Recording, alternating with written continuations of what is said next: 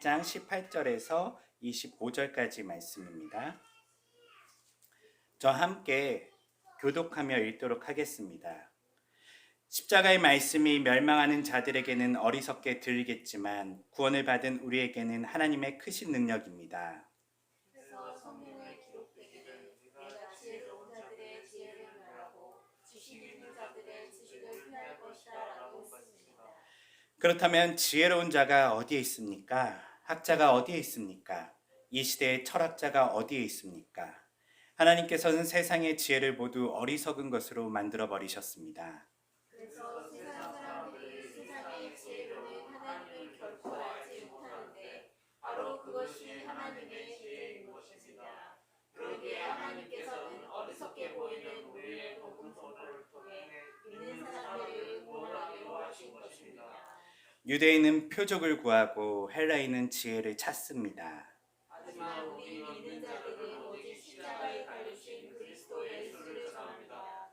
이 같은 사실이 유대인에게는 걸림돌이고 이방인에게는 어리석은 것이지만 하나님께 부르심을 받은 자들에게는 그가 유대인이든 혹은 헬라인이든 그리스도 예수는 하나님의 능력이요 하나님의 지혜입니다. 진실로 하나님의 어리석은 인간의 지혜보다 더욱 지혜롭고 하나님의 연약하심이 인간의 강함보다 더욱 강하기 때문입니다. 아멘. 오늘 말씀은 하나님의 어리석음과 연약함으로 나타난 구원이라는 말씀으로 함께 하나님 말씀 나누도록 하겠습니다. 지난주 말씀을 여러분들이 기억하실지 모르겠지만 고린도 교회에 대한 어떤 문제들을 이제 바울이 이제 구체적으로 거론하기 시작했었어요. 그 첫 번째 문제는 바로 분열에 대한 문제였죠. 그들은 수많은 선생님들로부터 좋은 어떤 교육을 받고 복음을 들었던 자들이에요. 어쩌면 초대교회 모든 교회들 중에 예루살렘 교회를 제외한 다른 소아시아에 있는 교회들 중에서는 가장 좋은 선생님들로만 구성된 분들이 그 교회를 세우고 가르쳤었죠. 바울이 떠난 이후에는 당대의 최고의 또한 선생님이라 불리는 아볼로가 그곳을 가르쳤던 곳이에요. 문제는 그럼에도 불구하고 그들은 더 성숙하기보다는 자신들이 누구에게 배웠는지를 자랑하고 때로는 다른 사람들을 업신여기는 이런 일들을 하였다는 거예요. 왜냐하면 그 선생님이 정말 좋은 분이라서가 아니라 그렇게 했다에 누가 높아지죠? 자기예요. 난 누구 밑에서 배웠어? 우리로 치면 나 서울대 나왔고 나 연대 나왔고 고대 나왔어. 이런 어떤 자신의 프라이드를 높이는데 그 선생님을 이용했을 뿐이에요. 그리고 참고로 이것은 누구보다 자기가 낫다는 거죠. 다른 사람보다 자기가 더 우월하다는 것을 그들은 말하고 싶었던 것 같아요. 그래서 서로 분열하고 싸우고 너는 누구 파니? 나는 바울파야. 나는 베드로파야. 나는 그리스도파야. 나는 아볼로파야. 이렇게 파당을 지어서 교회가 깨지기 직전까지 왔던 것이 고린도 교회의 상황이었어요.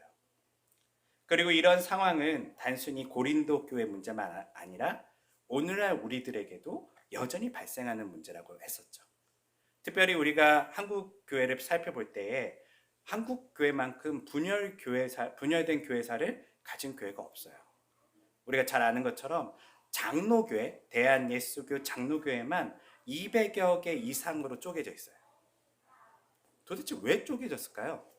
정말 200여 개의 차이가 날 만큼 교리가 다를까요? 안 달라요. 이 200여 개는 다 대부분 나는 누구 파야 라는 거예요. 나는 이 목사님 파, 나는 이 큰 교회 파 하면서 자신들의 어떤 그룹을 지어서 자신들의 이권과 때로는 나는 그래도 너네들보단 조금 더 나아라는 것을 강조하기 위해서 분열하기 시작했었죠. 그리고 이런 분열의 문제의 가장 큰 문제는 뭐냐면 그들이 진짜 참된 목표를 잃어버렸다는 거예요. 그 참된 목표가 뭐라고 우리가 같이 배웠죠? 예수 그리스도예요. 우리는 바울이건 아볼로이건 베드로이건 예수님께 가는 어떤 가이드에 불과해요. 예수님을 잘 설명해주는 가이드에 불과한데 가이드를 따라간다는 거예요.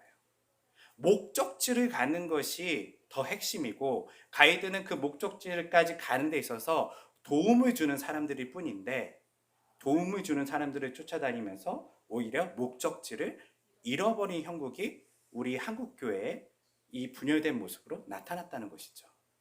그래서 우리는 정말 참된 선생님이신 예수님을 실제로는 따라가지 않아요. 그래서 대부분의 모든 교회들은요, 이런 얘기가 있어요. 우리가 종교개혁을 한 이후에, 종교개혁은 어쩌면 교황의 권력으로부터 우리가 빠져나온 거잖아요. 그리고 빠져나왔더니 어떤 일이 일어났냐면, 우스갯소리로 저쪽 이제 카톨릭계에서는 이렇게 얘기해요. 너희가 교황 밖에 나오더니 더 많은 교황을 세워서 교회를 하고 있다는 거예요. 틀린 말이 아니에요.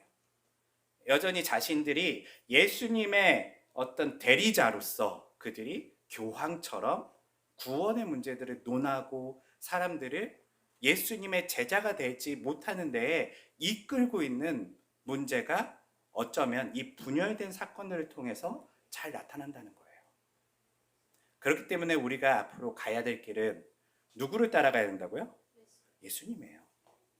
우리 교회가 건강한 교회가 되려면 저는 도와주는 가이드에 불과해야 되고, 여러분들은 끊임없이 가이드를 의지하지 않고 여러분들은 목표를 바라보고 걸어가셔야 돼요. 네, 그게 바로 우리가 지난주 함께 배운 말씀이었어요. 오늘은 그 말씀과 함께 이어지면서 바울이 이런 이야기를 해요. 먼저 이 세상의 지혜에 대한 이야기를 해요. 세상에 많은 지혜로운 사람들이 있대요. 그리고 사람들은 지혜를 쫓는데요.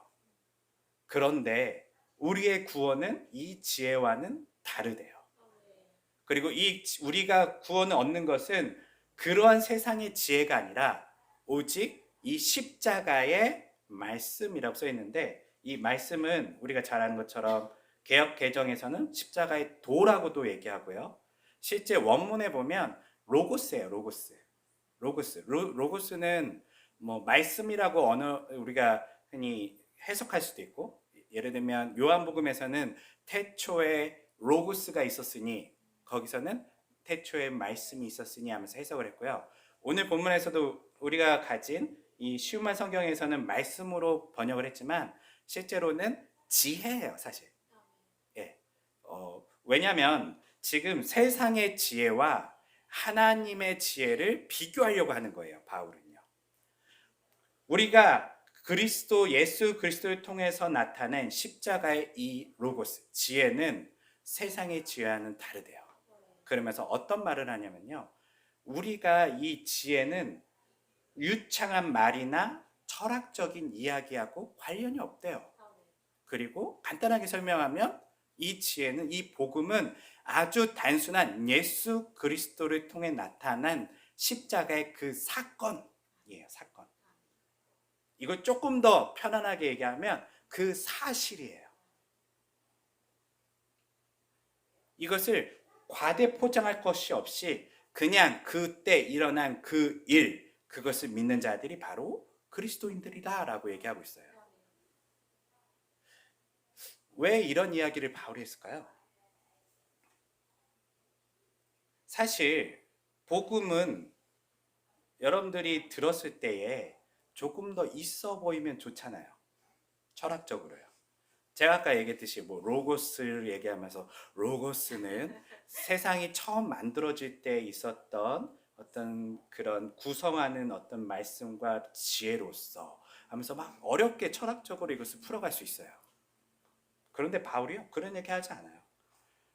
하나님의 그 로고스는 세상의 로고스와는 달라. 그러면서 쭉 얘기하면서 맨 나중에 뭐라고 하냐면, 그 로고스는 어리석은 것 같아. 그 로고스는 연약한 것 같아 라고 얘기를 해요. 그런데 얘들아, 거기서 구원이 일어나 라고 얘기하고 있어요. 왜 이런 이야기를 하냐면요, 실제로는 그 당대에 이 고린도라는 지역은 우리가 전에 배웠듯이 굉장한 상업도시예요. 무역도시예요. 물질적으로도 많이 있었고, 또 많이 배운 사람들도 많이 있어요. 다양한 언어를 구사할 수 있고요. 다양한 종교와 철학들이 다 들어오는 그런 지역이었어요. 그런 그 사람들의 귀가 고급화됐어요. 웬만한 이야기 다 알아요. 철학에 대해, 특별히 당대의 가장 유명한 철학은요, 플라톤 사상이에요. 예. 혹시 여러분 철학 공부를 해보셨습니까? 네. 저 철학 되게 좋아해서 저는 신학교 때, 학부생 때 철학을 열심히 공부했었어요. 고대 철학이랑 근대, 현대 철학을 이렇게 공부했었는데요. 저 깜짝 놀랐어요. 이거 종교 시간이 아니에요. 뭐 신학 시간이 아니라 철학 시간인데요. 플라톤 철학을 배우는데, 어? 어떻게 저 사람이 성경도 모르고 하나님도 모르는 사람이 거짓말 안 하고요. 하나님까지 가요. 철학적으로 쌓아 올려서요. 무슨 말을 그 당대에 무슨 말을 하냐면요. 우리가 잘 아는 것처럼 플라톤의 사상은요. 이 세상은 그림자 세상이라고 얘기해요.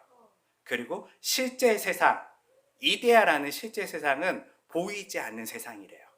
그리고 이 보이지 않는 세상에 우리는 그림자이기 때문에 우리가 이 보이지 않는 세상을 추구하고 그것을 알려고 노력할 때에 우리는 더 어떻게 보면 우리말로 치면 영적이어지고 더 구원에 이룰 수 있다라고 얘기하면서 이것을 막 쌓아 올려요.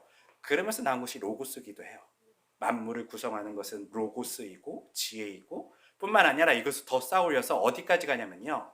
사실 그리스 신화를 보면 다 신론이잖아요. 여러 신들이 나와요. 그리고 당대 다른 종교들도요, 다 신론이에요. 그런데 이 플라톤 사상은요, 쭉쭉쭉 쌓아 올려서 하나의 신이 있다라고 얘기해요. 그리고 이 신으로부터 모든 것은 시작되었다라고 얘기를 해요. 어쩌면 당연한 이야기예요. 논리적으로 올라가다 보면 이 모든 것을 있게 한 그 신, 그 존재가 있을 것이다라고 생각을 해요. 저는 이걸 보면서 와, 어떻게 이 사람이 어떻게 보면 성경의 진리를 이렇게까지 자신의 생각으로 세상을 관찰하면서 자신의 생각으로 거기까지 올라갈 수 있었을까? 라는 생각을 했었는데요. 이 사람이 딱 하나 몰라요. 딱 하나 모르는 게 뭐냐면 그 신이 하나님이라는 걸 몰라요. 그 신이 성경에 나타나는 하나님이라는 걸 몰라요. 모를 수밖에 없죠. 왜냐하면 성경을 본 적이 없어요. 예. 그래서 그런 철학을 쌓아 올려요. 심지어는 이 철학 사상은요, 너무나 정교하고 너무나 이 세상을 이해하고 어쩌면 성경의 이야기를 잘 풀어가는데 합리적이기 때문에요. 이제 나중에 교회가 이제 세워지고 초대교회가 든든히 서가면서 유명한 어떤 교회 선생님들이 나오거든요. 여러분들이 잘 아는 어거스틴이라는 사람 있잖아요. 어거스틴이라는 사람은 바로 이 플라톤의 사상을 가지고요. 기독교 사상을, 기독교 신학을 쌓아 올려요. 그리고 나중에는 우리가 잘 아는 토마스 아퀴나스라든지 이런 사람들은 플라톤의 제자인 아리스토텔레스의 철학을 가지고 기독교를 설명해 가요. 왜냐하면 너무나 설명하기 좋은 체계를 가지고 있어요. 살짝만 변형하면 우리가 가진 복음을 잘 설명할 수 있는 어떤 체계를 가지고 있어요. 그래서 실제 목사님들이나 신학생들은 이걸 배워요.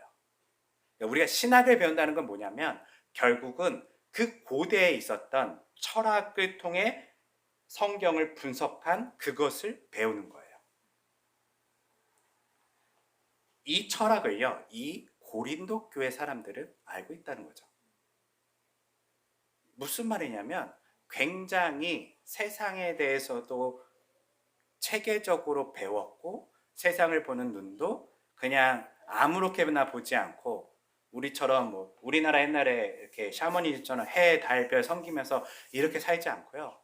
세상을 그렇게 바라볼 만큼 이데아, 보이지 않는 세상을 바라볼 만큼 그들은 굉장히 높은 철학적 지식을 쌓은 사람들이 많았다는 거예요. 그런데 바울이 뭐라고 얘기하냐면 그것으로 구원이 일어날 수 없다라고 얘기해요. 저는 이 말씀에 아주 동의해요. 왜냐하면 신학을 해봤잖아요. 신학이란 게 바로 이 철학 체계를 배우는 건데요. 여러분들이 보시면서 저는 제 친구들도 목사들이 있고 뭐 같이 신학 공부하는 친구들 있지만 예수님 안 믿는 사람들도 있습니다. 예, 아, 기독교 신학을 잘 할 수 있어요. 철학적으로 공부하면요. 하지만 구원은 이거하고 조금 달라요.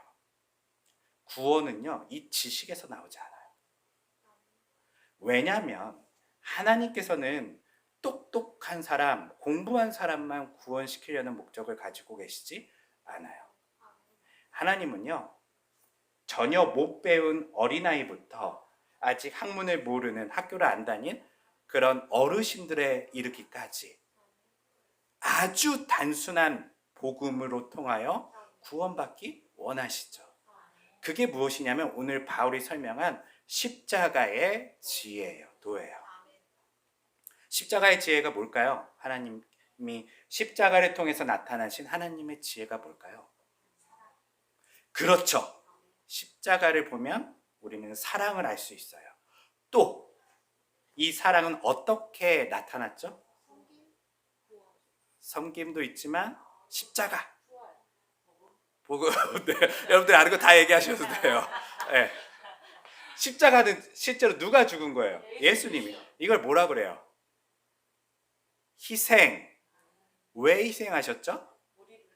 왜 우리를 구원하시기 위해. 구원하시기 위해인데 용서하시기 위해 희생하셨어요. 하나님의 대속물로 예수님께서 어린 양으로 죽으셨죠. 아주 단순해요. 하나님께서 세상을 사랑하시는데 그 사랑이 십자가를 통해서 하나님의 아들이신 예수 그리스도께서 그 안에 죽으심을 통하여 하나님의 용서와 사랑이 이 땅 가운데 나타난 것이 바로 기쁜 소식, 복음이에요. 하나님이 당신을 용서하셨어요. 하나님이 당신을 사랑하세요. 이것이 바로 구원이에요. 우리가 기존에 있었던 구원관을 많이 좀 내려놔야 돼요. 특별히 무엇이냐면 죽어서 천국 가는 개념이에요. 나는 구원을 받을 거야. 아니요. 구원을 받는 게 아니에요. 구원은 뭐냐면요. 생명이신 하나님께 과거에 우리가 죄로 인해서 떨어져 나갔잖아요. 그런데 다시금 하나님께 붙은 사건이에요. 생명이 다시금 우리 가운데 들어온 사건이에요. 뭘 통하여요? 그리스도 예수 그리스도의 십자가의 이 사건을 통해서 하나님의 생명이 우리 가운데 이제 흐르게 된 거예요.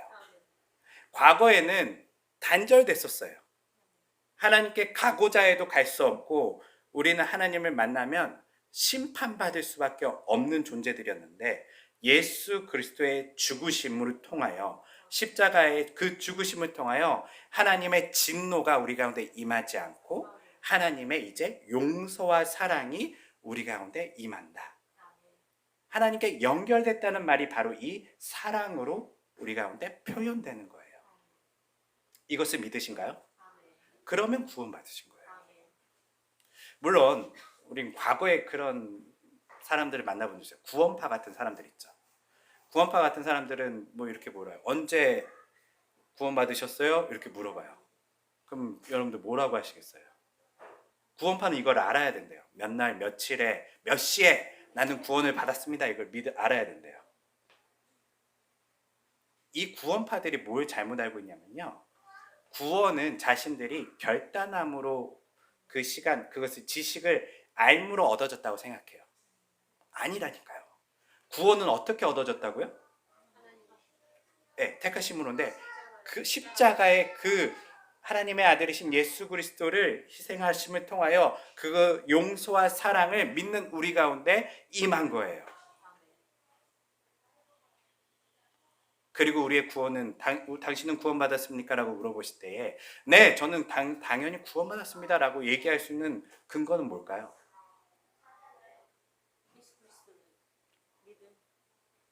네, 그 믿음이 뭐예요? 아는 거예요? 지식이에요? 동의하는 거예요? 하나님의 지혜로. 네. 네. 하나님의 지혜를 주셨기 때문에 알지. 네. 어떻게 하냐? 여기서 우리가 구원받았다는 것을 우리가 알 수 있고 그것을 난 구원받았습니다라고 얘기할 수 있는 건요. 나의 동의가 아니에요. 이건 뭐냐면요. 나는 정말 그 사건을 믿어요. 믿는다는 것은 단순히 그것만 믿는 것이 아니라 그렇기 때문에 자기 아들을 희생하신 하나님의 사랑이 놀랍기 때문에 하나님은 나를 끝까지 붙들 거라는 것도 믿어요예요. 이것을 다른 말로 하면 구원의 견인이라고 얘기해요. 하나님은요, 우리를 그렇게 끌고 갈 거라는 것을 믿는 거예요. 하나님이 우리의 목자라는 것을 믿는 거예요. 나는 원래 그릇된 양이잖아요. 여러분들은 믿을 게 못 돼요. 여러분들의 지적 동의나 여러분들의 어떤 마음의 다짐은요, 아마 오늘 지나면 또 틀려질 거예요. 저도 그래요. 그런데 무엇만은 변하지 않죠? 하나님의 사랑은 변하지 않아요. 내가 엉터리여도 주님은 저를 끌고 갈 거예요. 저를 하나님의 놀라우신 능력으로 하나하나 계속적으로 성장시키실 거예요. 그것이 잘 나타난 것이 바로 성경에 있는 인물들이잖아요. 아브라함이 구원받을 만한 믿음이 있었나요? 없었어요. 아브라함 막 아내 팔고 하나님 못 믿어갖고 막 그 가만히 있으라는데 이집트 내려가고 막 장난 아니에요. 네. 그런데 성경이 이야기하는 게 뭐예요? 아브라함이 결국은 이제 그가 하나님을 온전히 신뢰하더라. 어디까지 신뢰하죠? 자기 아들을 내어줄 때까지 신뢰하더라. 아브라함이 자기 아들을 내어줄 수 있는 이유가 뭐예요? 정말 잔인한 어떤 아브라함의 다짐과 믿음일까요? 아니에요. 아브라함은요, 하나님과 오랜 시간 가지면서 마지막 테스트는 이거였어요. 아브라함아, 넌 나를 정말 알고 있니? 라는 거예요. 뭐냐면 당대의 많은 우상들, 당대의 많은 근동에 있는 신들은요, 가장 소중한 것을 바치면 대가, 소원을 들어주는 어떤 그런 관계를 가져요. 아브라함에게 한번 물어본 거예요. 너가 나와 지금까지 만났는데 너가 과연 나를 어떻게 생각하니? 라는 것을 아들을 바치는 사건으로 물어본 거예요. 아브라함이 머릿속에는 아브라함이 당시 그냥 근동에 있는 우상들처럼 그런 신이 아니라고 하나님을 생각했어요. 아브라함은 이런 생각이 들었어요. 하나님이시라면, 제가 아브라함은 아니지만 하나님이시라면 내가 하나님의 말씀에 순종할 때, 근데 하나님이 약속한 게 있어요. 그 약속이 뭐죠? 그렇죠. 네 아들을 통해서 너 모든 민족이 복을 받을 거야. 그리고 많은 자손들이 이제 나타날 거야. 그러면 이 아들은 죽어야 살아요? 죽어야 돼요? 살아야 돼요? 살아야 돼요. 근데 지금 모순된 거예요. 죽이라는데 하나님은 이 아들을 통해서 약속하셨는데, 그러면 이 아브라함은요, 고민 속에 마지막 결단하는 것은 하나님의 약속을 믿는 거예요. 내가 칼을 들고 설사 이 아이를 찌른다 하더라도 하나님은 이 아이를 살려서라도 반드시 약속을 지킬 거라는 것을 믿는 거예요. 왜냐하면 하나님이 이 아들은 죽을 거야라는 얘기 안 했거든요. 이 아들을 통해서 모든 민족이 복을 받게 될 것을 하나님은 말씀하시고 약속하셨거든요. 거기까지 아브라함의 믿음이 성장해 가는 거예요. 하나님과의 신뢰를 통해서요. 처음에 엉망이었잖아요. 야곱은 어떤가요? 야곱이 우리에게 주는 아주 큰 용기가 있죠. 여러분들 모두는 야곱보다는 선하게 사시잖아요. 막 누구 등쳐먹고 막 그런 형제끼리 돈 뺏어가고 막 이런 사람 아니잖아요. 네. 야곱은 굉장히 나쁜 사람이었어요. 야곱 같은 사람이 믿음의 조상에 있는 것조차 우리에게 부끄러울 만큼 야곱의 인생은 전혀 믿음과는 거리가 먼 사람이었어요.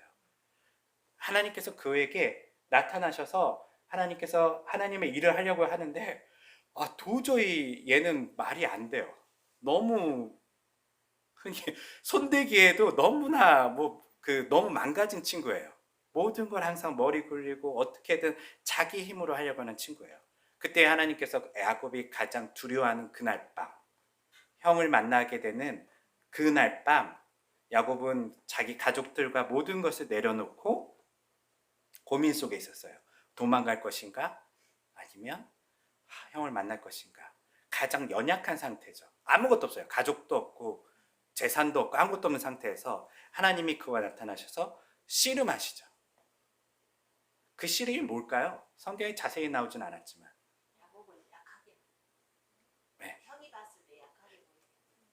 사실 많이 생략됐어요. 뭐가 생략되냐면 왜 씨름을 했는지가 생략이 됐어요.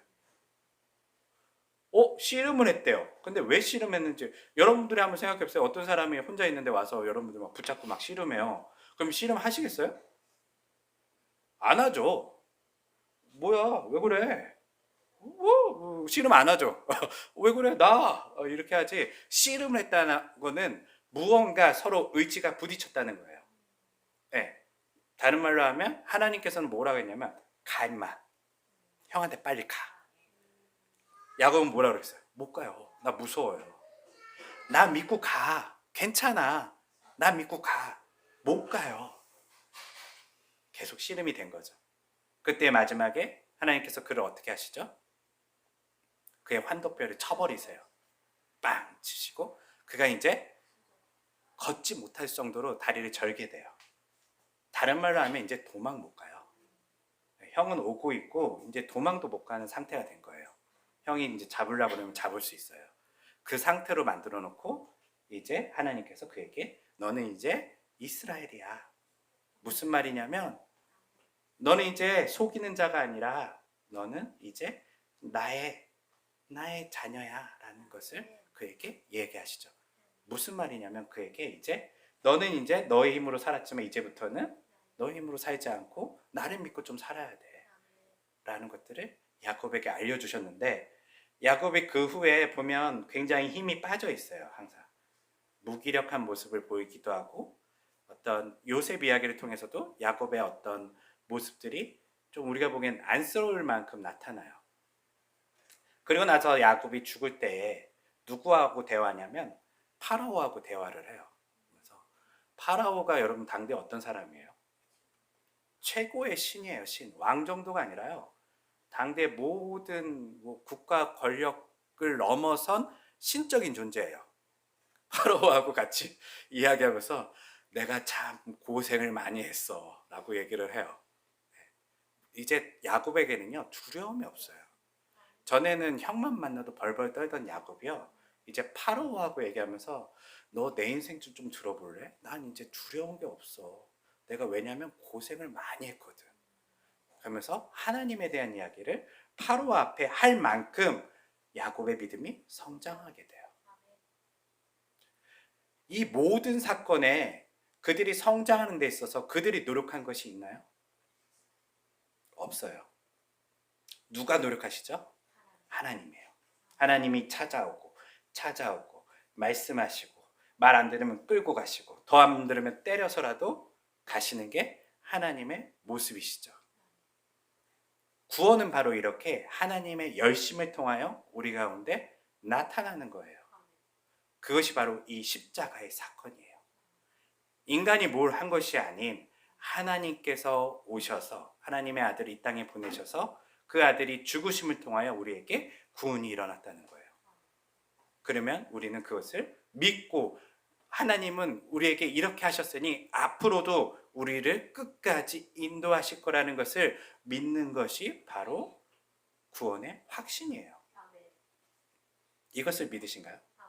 그렇다면 여러분들은 구원을 확신을 가지실 수 있으세요. 여러분들 믿지 마세요. 목사를 믿지 마세요. 교회를 믿지 마세요. 누굴 믿으셔야 되죠? 하나님이에요. 이 땅에 많은 교회가 이제 기독교 역사에 있어서 한국 교회는 이제 내리막길을 가고 있어요. 그러면서 많은 교계의 목사님들이나 학자들이 걱정해요. 이렇게 가면 우리나라는 어떻게 될 것인가? 어떻게 될까요? 하나님을 잊어버릴까요? 하지만 우리가 성경에 대해서 아는 게 있잖아요. 우리가 하나님을 잊더라도 누가 열심히 일하신다고요? 하나님은요. 사람을 또 그 안에서 어떤 사람들을 세우셔서요. 하나님의 이 복음이 또 다른 사람들에게 전해지게 하세요. 교회가 이 세상을 엉망으로 만들 때도요. 하나님은요. 사람을 일으켜서 종교개혁을 일으키셨고요. 하나님은요. 이 어두운 세상 속에서도 여전히 이 세상에 개입하시고 통치하시고 이 세상을 역사하시는 분이세요. 이것을 믿는 게 우리의 구원과 맞닿아 있다는 거예요.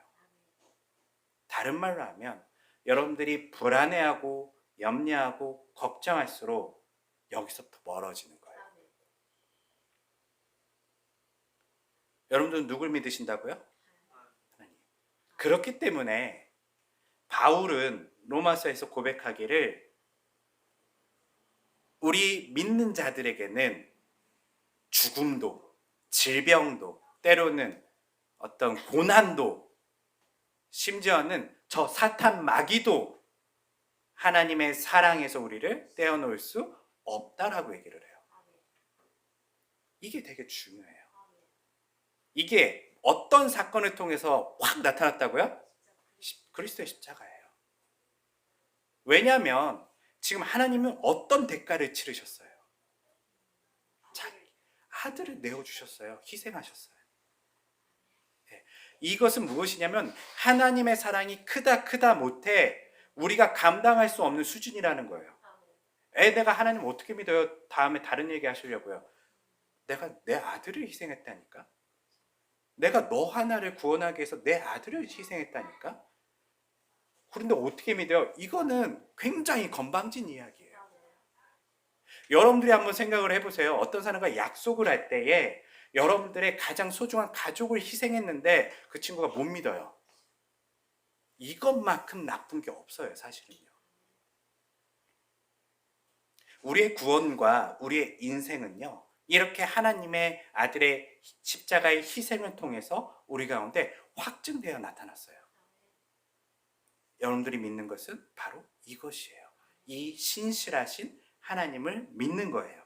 이 놀라운 사랑을 가지신 하나님이 나의 아버지라는 것을 믿는 거예요. 그래서 우리는 죽음을 두려워하지 않아야 돼요. 하나님 걱정돼요. 저 아파서 죽으면 어떡하죠? 하나님 저 암 걸리면 어떡하죠? 이 아프겠죠. 아픈 건 걱정이 되긴 해요. 솔직히 저도요. 안 아프고 싹 갔으면 좋겠는데 아픈 건 걱정이 돼요. 하지만 그렇다고 해서 하나님의 사랑이 우리의 질병도 암도 때로는 일어나는 사고들도 이 하나님의 사랑으로부터 우리를 끊을 수 없어요. 분명한 건 그거예요. 우린 모두 하나님의 그 사랑 안에서 다시 만날 거예요. 저희 딸이 많이 걱정을 할 때가 있어요. 이제 커가니까 이제 아빠 이제 죽음에 대한 생각들이 조금씩 생각나나 봐요. 아빠가 없으면 어떻게 나 어떻게 살아? 나는 어떻게 살지 모르겠어. 아빠가 없으면 나도 죽어야 될 것 같아. 막 이런 이야기를 하죠. 네. 왜냐면 그만큼 이제 부모가 모든 것이잖아요. 지금은요. 그때 제가 이제 할 수 있는 얘기는 선이야, 하나님은 지금까지 우리를 이렇게 이끄셨고 아빠가 없어도 너를 이끌어 주실 거야. 그리고 분명한 거는 우리는 다시 만날 거야. 조금만 기다리면 돼. 우리가 이런 믿음을 가지고 살아가는 것이 이 십자가의 지혜를 믿는 거예요. 그런데 오늘 바울이 얘기하는 것처럼요, 철학자들이나 많은 사람들은요, 이것을 이해하지 못해요. 이 말씀을 사람들한테, 당시에 고린도에 있는 사람들한테 이야기했더니 뭐라고 했냐면요, 무슨 신의 로맨스냐라고 얘기하는 거예요. 맞잖아요. 로맨스 이야기잖아요. 지금 구원에 이르는 길은 고민하고 생각하고 연구해서 이렇게 철학적으로 쌓아 올려서 거기까지 올라갔는데 지금 뭐라고? 어떤 사랑 이야기를 해? 로맨스에 대한 이야기를 해? 어떤 신의 아들이 이 땅에 오셔서 우리를 위해서 대신 죽었다고? 그걸 믿으면 우리가 구원 얻는다고? 유치한 이야기죠. 어리석은 이야기예요. 세상 사람들에게는 또 어떨까요? 오늘날 사람들에게도 이것은 여전히 유치한 이야기예요. 그래서 기독교 신앙에 입문한 사람들도요, 이 유치한 이야기를 안 믿어요. 교회 나왔지만 자기 힘으로 구원을 얻으려고 해요. 자기 열심으로 신앙을 쌓아 올리려고 해요. 전 세계에서 한국교회를 이렇게 특징져서 얘기해요. 한국교회만큼 열심인 교회가 없다라고 얘기를 해요. 칭찬 같잖아요. 아닐 수도 있어요. 우리만큼 하나님을 안 믿는 사람들이 없을 수도 있어요. 아까 얘기했듯이 아브라함이 뭔가 열심히 했나요? 믿음의 조상이 되기까지요. 안 했어요. 다윗이 믿음의 조상이 되기까지 뭐 열심히 했어요? 열심히 새벽 기도하고 열심히 기도하고 열심히 금식하고 열심히 헌금 냈더니 그가 하나님의 마음에 합한 자가 되었나요? 신앙의 모든 사람들은 어떤 과정을 겪었을까요? 열심이 아닌 자신의 인생을요, 아주 회피하지 않고 묵묵히 맞선 사람들이에요. 고난이 있으면 고난에 당했고요. 피한 사람이 별로 없어요. 간혹 피했는데 또 와요, 고난은요. 네. 그리고 계속적으로 어려움이 닥칠 때마다 이 사람들은 그곳 가운데 하나님께 부르짖어요. 하나님 도와주세요. 하나님 도와주세요. 그럼 하나님 빨리 도와주시나요? 빨리 안 도와줘요. 왜냐하면 이 삶의 이 과정들을 통하여 이 사람이 믿음이 성장하고 성숙하길 바랬거든요. 아이가 넘어졌을 때 빨리 일으켜주면 아이는 스스로 일어나는 법을 배울 수 없어요. 힘들더라도 자기가 노력해야지 다리에 힘이 생겨요. 부모는 아이를 그냥 아이로 만드는 것이 목적이 아니잖아요. 부모는 아이가 장성하여 스스로 설 수 있게 해줘야 되거든요. 하나님도 우리를 그렇게 만드세요. 하나님이 여러분들에게 무관심하지 않으세요.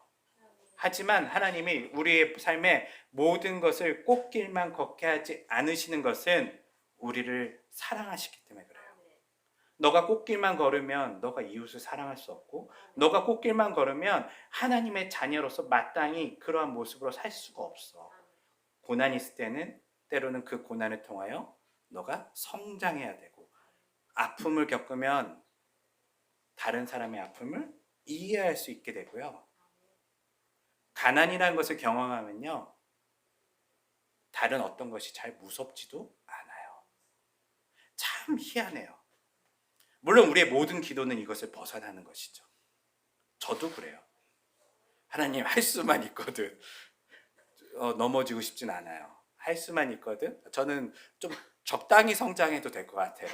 네, 우리의 마음은 사실 거기 있잖아요.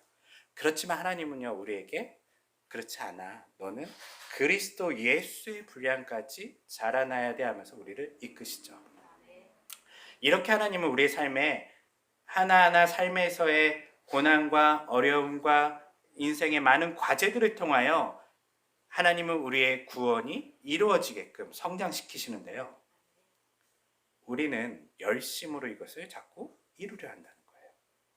열심이 잘못된 건 아니에요. 그런데 제가 그런 생각을 해봤어요.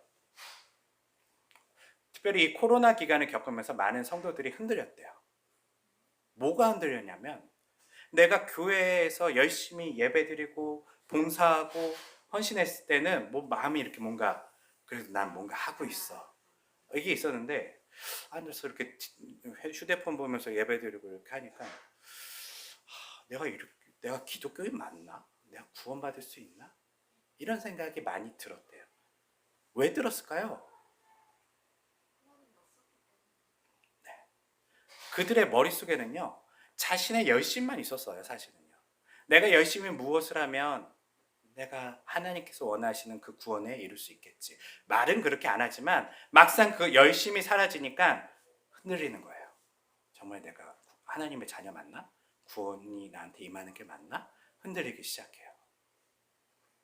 하나님의 자녀는 이런 것에 흔들리시면 안 돼요. 하나님의 자녀는요, 하나님을 의지하는 거예요. 나의 지금의 상태는 중요하지 않아요.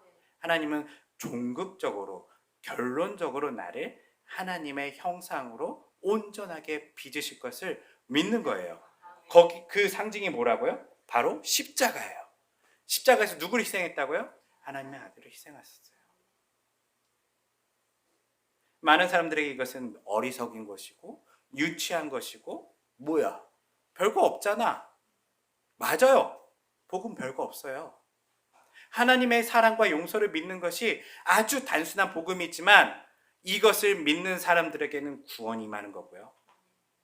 유창하게 기독교를 철학적으로 설명하고 설교한다 할지라도 하나님의 사랑과 용서를 믿지 않으면요, 그들에겐 구원이 없는 거예요. 말씀을 정리해 보겠습니다. 세상은 하나님의 어리석음과 연약함이 그들은 그것을 가지고 놀려요. 그것으로 어떻게 구원을 얻어? 예를 들면 어떤 종교는 더 많은 수양을 해야 되고 더 많은 어떤 공을 쌓아야 되고 뭔가 해야지. 그렇게 기독교는 뭔가 유치해. 기독교는 너무 가벼워. 복음은 너무 유치해서 내가 믿을 수가 없어. 내가 할 수 있는 게 뭔데? 에이, 그냥 그것을 믿으라고? 어떤 신이 날 위해서 죽었다고? 그 로맨스 같은 이야기를 나에게 믿으라고? 그래서 안 믿어요. 소설이라고 생각해요. 예수님을 안 믿는 많은 지식인들은 사실 기독교의 이 복음을요, 그냥 진짜 로맨스 소설이라고 생각해요. 당시의 사람들이 지어낸 하나의 소설. 그런데 바울은요, 이것은 사건이라고 얘기해요. 정말 일어난 일이야. 그리고 이 일어난 일을 너가 믿으면 구원을 얻는 것이고, 이 일을 믿지 못하면 세상에 어떤 것으로도 너는 구원을 얻을 수 없어. 그러면서 결론적으로 하는 이야기가 뭐냐면 하나님의 어리석음이 인간의 지혜보다 지혜롭대요. 하나님의 연약함이 그들이 봤을 때 무슨 신이 저렇게 쉽게 죽어. 이 세상에 나타나서 영웅처럼 세상을 구해야지. 하나님의 연약함이 인간의 강함보다 강하다라고 얘기해요. 왜냐하면 바로 연약함과 하나님의 어리석음으로 세상은 구원을 받았기 때문이죠. 이것이 바울이 전하고 있는 복음의 핵심입니다. 함께 기도하겠습니다.